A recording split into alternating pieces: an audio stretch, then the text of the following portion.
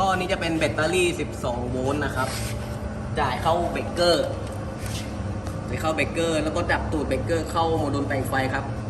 โมดูลแปลงไฟนี่จะเป็น12 โวลต์นะครับเพื่อแปลงไฟเป็น5 โวลต์ไปเลี้ยงกับโซโวครับ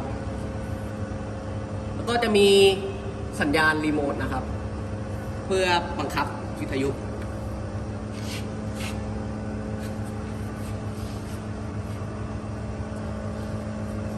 แล้วก็ส่วนปั๊มจะใช้เป็น12 โวลต์3 แอมป์นะครับ10 บาร์จุด5ครับส่วนมอเตอร์เกียร์จะใช้เป็น12 โวลต์ DC ครับ 3,000 รอบ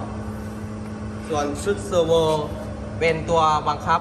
เดินหน้าและถอยหลังแล้วก็ชุดเลี้ยวครับวงจรการทำงานครับต้องคลายตัวล็อกก่อนครับแล้วก็ล็อกครับล็อกให้แน่น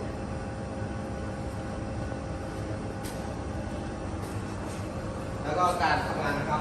เราอุปกรณ์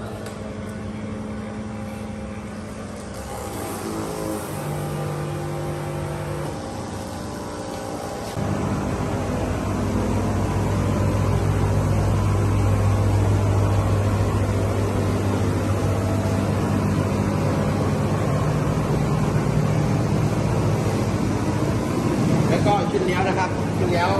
มันสามารถเลี้ยวได้ดีในตอนที่รถขับเคลื่อนนะครับ